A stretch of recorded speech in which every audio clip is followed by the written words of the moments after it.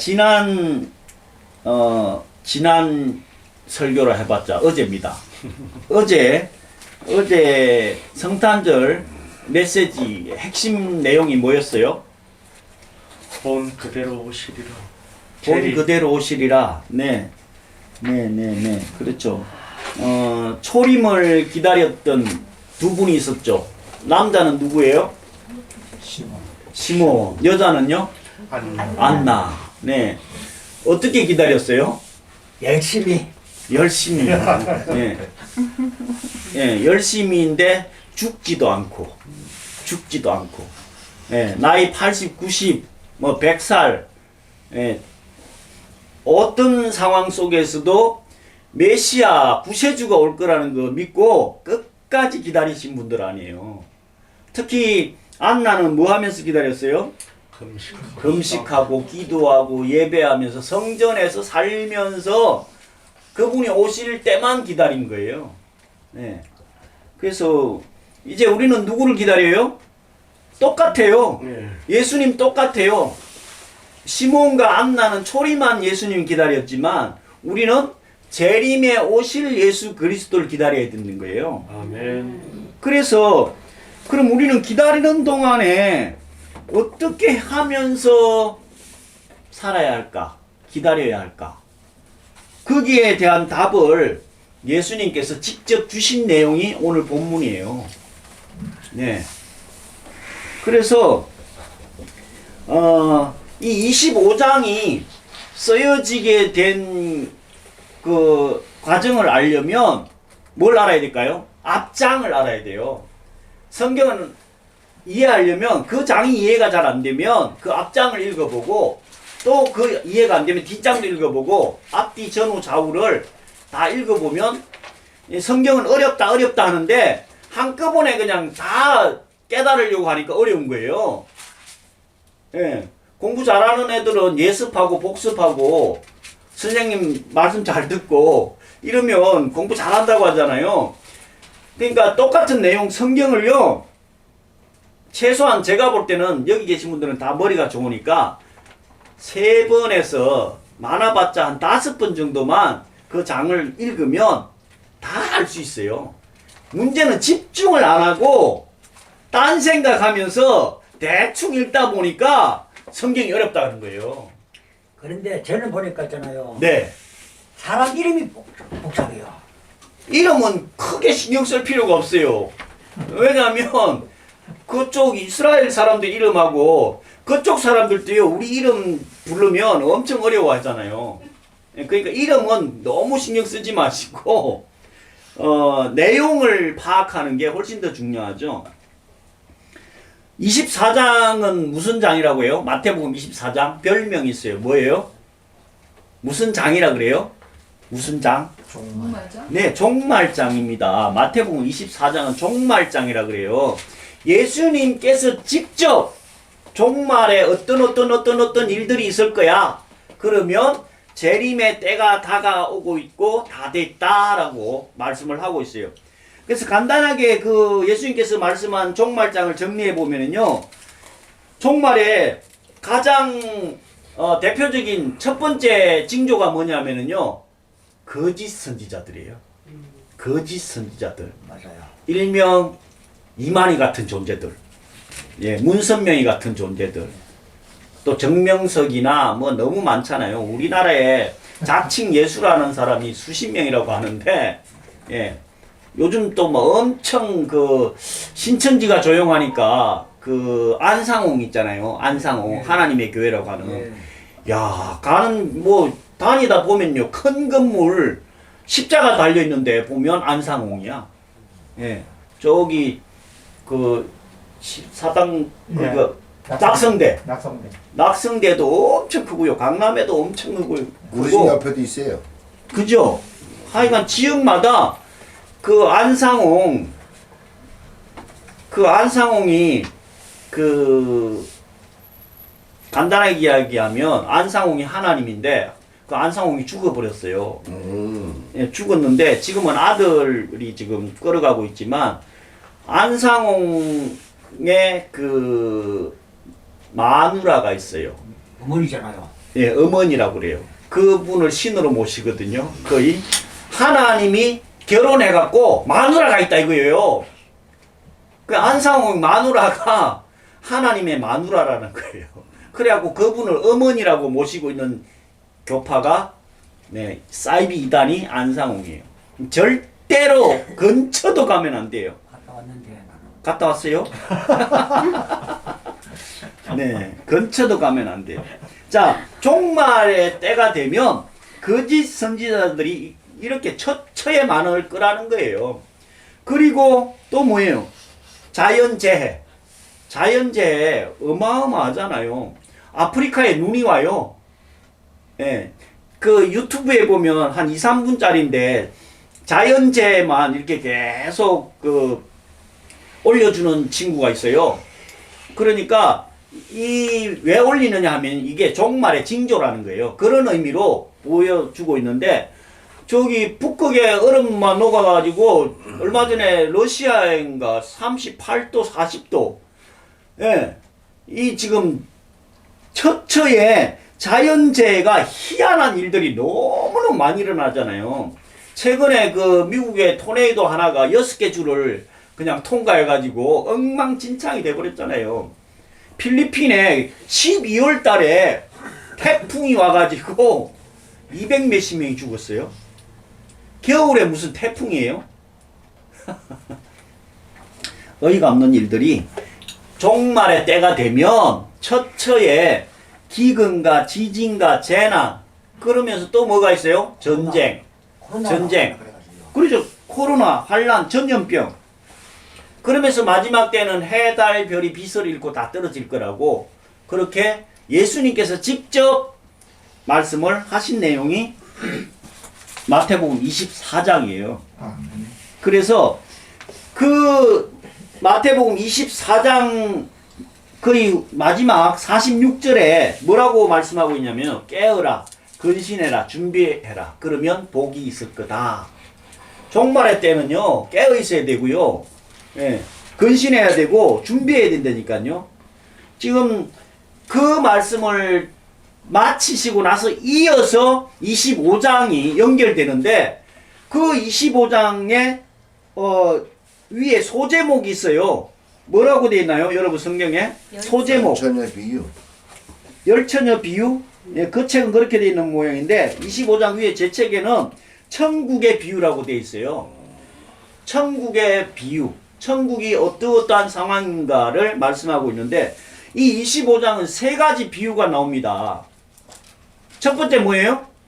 열처녀 비유. 두 번째는요? 달란트 비유. 세 번째는요? 양과 염소의 비유예요. 그래서 이 비유의 순서도 아주 중요합니다. 아주 중요해요. 열처녀 비유를 통해 가지고 하나님께서 주시는 메시지는 슬기로운 5 처녀가 있고 미련 곰탱이 같은 처녀가 5명이 있는데 슬기로운 처녀는 뭐 준비했어요? 기름하고 등불을 준비했어요. 예. 기름하고 등불 다 준비가 되어 있는데 미련한 5 처녀는 등불은 있는데 뭐가 없어요? 기름이 없어요. 이 전기불 없을 때 등불 켜보신 분 여기 계신 분들은 거의 다 켜봤겠네. 예. 홍미순 집사님도 등불 켜보셨어요? 아, 안 켜봤어요? 좋은 데 사셨네. 이게 촛불인가요? 아, 촛불 켰어요? 네. 아, 집이 좀 살았네. 우리 호롱불 켰잖아요. 저녁 되면. 예. 그거 옆으로 이렇게 쭉 누르면은 유리병이 쫙 올라가요. 그죠? 그러면 그거 성냥가죽 켜가지고 기름. 네? 목사님은 부자 있었네. 아니에요. 안 파면 다 사람이고 네. 못한 사람은 호롱불 조그만한 거 갔어요. 아, 그렇죠. 호롱불도 집 안에는 또 조그마한 거 바람 부니까 호롱불도 켜놔 놓고 그 심지가 또 왜 그리 빨리 타든지. 예, 그러면 심지 타면 뭘로 쓰는지 아세요? 실을 뭘로 쓰죠, 실을. 실도 쓰지만 한지, 알지. 문풍지, 예, 그거 말아가지고 이렇게 와가지고. 예 비벼가지고 꽂아가지고 야 이런 얘기하면 지금 어린애들은 저 양반이 뭔 얘기하고 있나 이럴 거예요. 아, 호랑이 담배 피듯이 얘기 네. 나죠. 중요한 건 등불만 있어도 안 되고 기름만 있어도 안 돼요. 예. 이 여기서 등불은 뭐를 상징할까요? 등불은 우리의 신앙을 상징해요. 예. 어떻게 보면 하드웨어라고 보면 될 것 같아요. 더 중요한 건 소프트웨어잖아요. 내용물이 있어야 돼요. 집만 덩그러니 있으면 뭐해? 사람이 없는 걸? 그죠? 교회만 열심히 다니면 뭐해? 믿음이 없는 걸? 아, 네. 예. 그 얘기하고 싶은 거예요, 지금 예수님께서. 교회는 열심히 다니는데 하나님이 누군지 몰라. 예수님이 누군지 몰라. 거의 평생을 교회를 왔다 갔다 마다만 밟고 다녔는데 진짜로 예수님이 누구신지 모른다면 이게 너무 비참한 거 아니에요? 네. 지금 슬기로운 처녀든 미련한 처녀든 신랑을 맞으려고 준비를 하고 있는 상황이잖아요. 그러면 신랑이 분명히 온다는 건 알거든. 근데 재미있게도 유태인들은요, 이스라엘 사람들은 신랑 결혼식을 꼭 저녁에 해요. 왜 그랬을까요? 그래야 둘이 재밌게 할 거 아닙니까? 아니 낮에 혼인식 하고 저녁에 자면 되죠. 아, 이게 급하잖아요. 급해. 네, 홍 집사님 급해. 아, 네. 내 구조가 의심스러워. 가보신 분들은 알겠지만 거기 엄청 더워요. 네, 낮에 최고 온도가요 45도, 뭐 많을 때는 막 50도 육박할 때도 있어요. 낮에 활동하기가 힘들어. 그러니까 신랑이 선선한 저녁에 오는 거예요. 그럼 저녁에는 어둡잖아요. 그 신랑이 올 것 같으면 등불로 준비해가지고 기다리고 있어야 되는 거예요, 신부가. 네. 그러면 슬기로운 처녀든 미련한 처녀든 신랑이 올 거라는 건 분명히 알고 있다니까. 그러면 등불에다가 기름 준비 잘 해가지고 언제 올지 모르니까 예, 깨어 있어서 준비를 하고 기다려야 되는 거예요. 예. 지금 교회는 열심히 다니는데 기름 준비가 안 돼 있어. 믿음 준비가 전혀 안 돼 있는 거예요. 그러면 갑자기 예수님이 재림에 오시면 어떻게 될까요? 지금 종말장 이야기하고 나서 이 열처녀 비유를 제일 먼저 하고 있다니까요. 우리의 천국 재림 준비의 가장 첫 번째가 뭐냐면요, 믿음 준비라니까. 아멘. 믿음이 가장 첫 번째예요. 그러니 참 그 분당에 우리 교회 이찬수 목사님께서 설교하는 걸 제가 유튜브로 며칠 전에 또 들었는데, 자기가 지금 목회한 지 31년 됐대요. 31년 됐는데 그동안의 설교를 31년째 계속해도 안 바뀌는 사람들이 있대야. 네. 설교로 거의 안 바뀐대야. 그런데도 그렇게 부흥이 돼가지고 지금 30개 교회로 분리를 내년에 하거든요. 네. 그 우리도 좀 떼주지. 근데 벌써 다 정해졌어. 30명 다. 네. 우리는 그냥 우리끼리 살자고요. 네, 분리 안 해줘도 괜찮아. 그만큼 설교를 명설교를 해도 사람들은 웬만해가지고 안 바뀐다는 거예요. 진짜로 잠언서에 나와 있듯이 절구통에 넣고 머리통을 절구공이로 콩콩 찍어도 안 바뀌는 게 우리 인생들이라는 거예요. 그 교회를 안무리 다니고 이스라엘 민족들 광야에서 그 40년 동안 지냈잖아요. 광야 1세대들을 한 명도 가나안 땅을 못 들어갔어요. 좀 아이러니하지 않아요? 매일 뭐 했어요? 만나 먹었죠. 만나. 하늘에서 만나 매일 내려왔어요. 안식일만 빼고. 그 다음에 불기둥이 매일 우리 그냥 머리 위에 불기둥 있었어. 그런데도 맨날 불평하고 원망하고 하나님 어디 계시냐 그러고 왜 고기 안 주냐 그러고 물 안 주냐 그러고 우리도 맨날 하나님 살아 계십니다 하면서도 교회도 열심히 나오는데도 믿음이 없어. 저부터 그래 저부터. 이 큰 문제라니까. 예.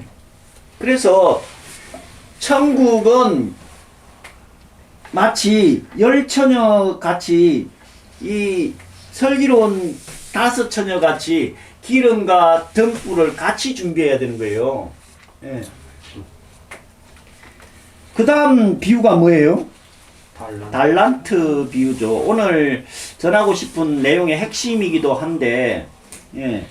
달란트 비유를 하도 많이 들어가지고 우리는 달란트에 대해서 너무 잘 알아요. 특히 큰 교회는 달란트 시장 애들 하잖아요. 주일학교 달란트 시장. 예. 그래서 우리는 달란트 비유를 그냥 각자에게 맡겨준 달란트 능력 그거를 잘 활용해서 열심히 뭐 사업해갖고 남겨야 된다 이런 정도로만 알고 있잖아요. 그동안 저도 그렇게 알았는데 오늘 새벽에 또 일찍 좀 일어나갖고 유튜브를 보는데 이 달란트 비유에 된 내용이 너무 그 원치지하고 우리가 설교하고 알고 있는 내용이 너무 다르다는 그 유튜브가 있더라고요. 그래서 뭔가 하고 자세히 좀 들어봤어요. 그랬더니 너무 공감이 되더라고. 예. 일단은 달란트에 대한 이 이미지가 너무 작은 걸로 생각을 하고 있다는 거예요. 왜냐? 아까 말씀드린 대로 달란트 시장 하니까 그 주일학교에서 큰 교회는 달란트 1달란트, 5달란트, 뭐 10달란트 주면서 뭐 사요? 공책도 사고 아이스크림도 사고 막 그 달란트 시장 하면 연필도 주고 예. 거의 뭐 이거는 아싸리온 정도만 해도 될 정도인데 예, 달란트 시장이라고 하니까 어린 애들이 너무 작은 걸로 아는데요. 한 달란트가 어느 정도의 규모이냐 하면요. 이 해석마다 조금씩은 다른데 최소 키로수로 하면요. 한 25kg 정도 된대요. 25kg. 금 25kg예요. 예. 금 25kg 우리 사모님? 네. 금 25kg 하면 저 얼마나 할까요? 요 종로 5가에 가면 금시장 있잖아. 뭐 그러면 저거 예. 사모님 몸 반이에요. 아니에요. 반 안 돼요. 25kg. 그렇게 생각하면 돼요. 그 50kg라는 거잖아요. 그렇잖아. 50kg 더 돼요. 아니 해피는 왜 사모님 몸이야? 우리 반주자님 한 50kg 될래나? 안 돼요. 아, 안 돼요? 될 것 아니 같은데. 카메라 보기하고 비교하면 되지. 아니야. 사람하고 해야지요. 금 25kg면 지금 어느 정도 할까요? 금 한 돈에 얼마예요, 요즘? 25만 원에서 30만 원. 비싸졌어요. 엄청 비싸졌죠. 아 근데 기억하기가 싫어. 네. 그러니까 25kg 정도 하면요. 요즘 돈으로 환산하면 한 10억 정도 됩니다. 10억. 어마어마하지 않아요? 예. 네. 근데 이 한 달란트를 맡겨놨다고 하니까 에게 그것밖에 안 돼 이럴 수가 있는데 한 달란트는요 최소 10억 단위라니까 어마어마한 규모고요. 자, 이 주인이 종들을 불러가지고 1달란트, 2달란트, 5달란트를 맡기잖아요. 5달란트면 50억이에요. 어마어마한 금액 아니에요? 아니, 이분 말씀이 그 정도의 큰 돈을 맡길 것 같으면 종들한테 맡기겠냐는 거예요. 예. 사업해가지고 이렇게 이윤을 보려고 하면 종들한테는 맡기지 않고 사업 잘하는 사람한테 맡겼을 거라는 거예요. 그 말도 맞지 않나요? 예. 그리고 왜 불공평하게 1달란트, 2달란트, 5달란트이냐는 거예요. 주려면 똑같이 주든지. 누가복음에 문화 비유가 있는데 거기는 한 문화씩 다 똑같이 평등하게 주는 비유도 있어요. 네. 그래서 이 달란트 비유의 핵심은 뭐냐면은요. 2달란트, 5달란트를 맡긴 사람들은 갑절로 남겼는데 이 하나님 중심의 삶을 살았느냐 안 살았느냐가 핵심이라는 거예요. 간단하게 이야기하면 1달란트 맡긴 사람은 지가 생각해갖고 지 생각에 이거를 파묻어 놓고 그냥 본전만 주면 되지 않겠냐. 자기 생각으로 묻어놔 놓고 나중에 오니까 하나도 남김없이 그냥 그대로 가져가세요. 이렇게 해서 악하고 게으른 종이라고 평가를 받았는데 하나님께서 천국의 삶을 우리가 준비해야 되잖아요. 준비하면서 첫 번째는 믿음, 기름과 등불 준비해야 되는데 두 번째는 얼마나 하나님 중심의 삶을 사느냐 안 사느냐가 관건이라는 거예요. 내 생각대로 그냥 내 그동안의 지식이나 경험 가지고 맡겨진 달란트를 사명을 감당은 안 하고 그냥 지 생각대로 살다가 하나님 다시 오실 때에 악하고 게으른 종이라고 평가를 받는다는 거예요. 저도 이 달란트 비유를 생각할 때마다 사실 엄청 부담이 컸거든요. 나중에 하나님 앞에 섰을 때, 야, 너 목회 몇 년 했어? 예, 한 20년 했는데요. 성도 몇 명 전도했어? 몇 명이요? 지금요, 한 10명 되네요. 이거 부끄러워서 어떡하려고 그래. 저만 그래요? 너 교회 몇 년 다녔어? 김기도 안수집사 몇 년 다녔어요?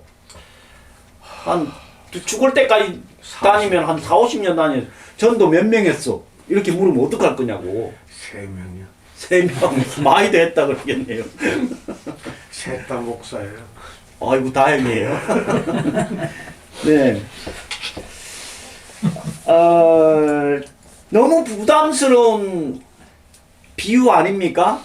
예, 부담스러운데 하나님께서 평가하고자 하는 거는요, 이 양적인 거, 숫자적인 게 아니라는 거를 이 영상 보면서 유튜브 들으면서 너무 은혜가 되더라고요. 얼마나 하나님 중심, 하나님께서 원하는 삶을 살았느냐 못 살았느냐가 평가 기준이라는 거예요. 숫자는 물론 많으면 좋겠지만, 예, 숫자는 하나님의 평가 기준에서 큰 영향을 미치지 않을 수 있다는 거예요. 예. 얼마나 하나님 뜻대로 살기를 원하느냐. 예. 그러면서 세 번째 비유를 말씀하고 있는데, 세 번째 비유는 뭐예요? 양과 염소의 비유입니다. 예. 양과 염소의 비유에서 핵심은 뭐예요? 지극히 작은 자에게 한 것이 나에게 한 것이라는 거예요.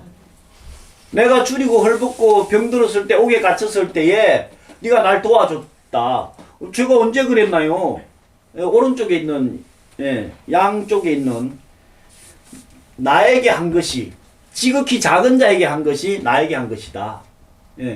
왼편 염소 쪽에 있는 자들 똑같은 말씀을 하잖아요. 니들이 내가 헐벗고 줄이고 목마를 때, 병들었을 때, 옥에 갇혔을 때에 아무것도 나한테 한 적이 없다. 우리 그런 적 없는데요? 예. 그렇게 말씀하실 때 예수님께서 뭐라고 말씀합니까? 지극히 작은 자에게 하지 않은 게 나에게 안 한 거라는 거예요. 예. 그래서 천국의 비유는, 첫 번째 순서가 중요하다고 했죠. 첫 번째 비유는 뭐예요? 열천의 비유에서 진짜 중요한 건 믿음의 기름, 등불 준비가 잘 돼 있어야 되고요. 그 다음에 우리에게 맡겨진 달란트가 다 있다니까. 네. 우리 본인들이 가장 잘하는 게 그게 달란트예요. 아멘. 우리 반주자님은 반주 잘하고 작곡 잘하니까 그게 달란트고요. 예. 우리 방건사님은 무슨 달란트가 있으시지? 예쁜 거 말고? 전도요, 전도. 전도 달란트. 아, 설거지도 잘하고, 봉사 잘하고. 예. 우리 홍미순 집사님 또 반찬 또 막 얼마나 맛있게 어제 우리 배 터지게 먹었다는 거 아니에요. 너무 풍성하게 성탄절을 보냈어요. 우리 권영성 집사님은 달란트가 뭐인 것 같아요? 저는 이제 그 멋있게 생기지 같고. 개인 사업에 대해서 네. 항상 제 나름대로 그 호주머니에 네. 돈은 안 떨어져. 근데 그 돈이 네. 좀 큰 돈이었으면 좋은데 이게 100원짜리서부터 1000원짜리가 한계야. 저하고 비슷하네요. 아, 이거 엄청 비슷하네. 그러면 안 쓰면 돼요. 안 써야 돼. 네. 안 쓰면 되냐고? 예. 나 안 쓰면 그게 안 보여. 써야 보여. 그렇죠. 돈은 써야 돼. 써야 돈은 돌고 돌아야 돼요. 고이면 썩어요. 네. 네. 홍 기사님 좀 쓰세요. 너무 안 써. 너무 안 써. 네. 각자에게 주어진 달란트 능력이 있어요. 이게 크고 작은 문제가 아니고 얼마나 하나님 중심의 삶을 사느냐 안 사느냐가 관건이라는 거예요. 그러면서 나보다 더 어려운 이웃들 우리 주변에 너무 많이 있거든요. 그 사람에게 한 것이 하나님에게 한 거라는 거예요. 아멘. 네. 그래서 이제 어제 성탄절을 맞이해서 초림에 오신 그 예수님을 시몬과 안나가 죽지도 않고 기다렸잖아요. 그 보고 나서야 내가 눈을 감을 수 있어서 감사합니다. 이렇게 말씀했듯이 우리는 다시 오실 그 예수 그리스도를 믿음의 기름 등불 잘 준비해가지고 맡겨진 그 달란트를 하나님 중심의 삶을 살아서 우리 주변에 어렵고 힘든 이웃들에게 한 것이 하나님께 한 것이라고 하니까 지하철이든 요 길거리 다니든 그 동냥하는 사람들 있잖아요. 그 사람들 보면 본인이 갖고 있는 거 그냥 최고로 주세요. 뭐 저것들이 앵벌이 하니 어떻게 되니 뭐 그런 거는 아무 신경 쓸 게 없어. 내가 할 일만 하면 돼. 그 다음은 그 사람 몫이니까 내 할 도리만 하면 돼요. 그러면 그것이 하나님께 한 거라니까. 그러면 뭐예요? 복 받을 수 있는 기회 아니에요? 전 진짜로 주변에 그 거지 지나가면 찾아가서라도 몇 푼이라도 주거든요. 문제는 우리 권영성 집사님 같이 돈이 좀 푼 돈, 작은 돈이 있어서 문제지만 네. 할 수 있는 최선을 다해서 이웃에게 어려운 이웃에게 특히 사랑을 나눠주다 보면 그것이 하나님께 한 것이 돼서 복으로 다가온다고 예수님께서 직접 마태복음 24장 25장 말씀하셨기 때문에 이 말씀 잘 기억해서 다시 오실 주님을 기쁨으로 맞이할 수 있는 저와 여러분 되시기를 예수 그리스도로 간절히 축원드립니다. 아멘. 기도하겠습니다.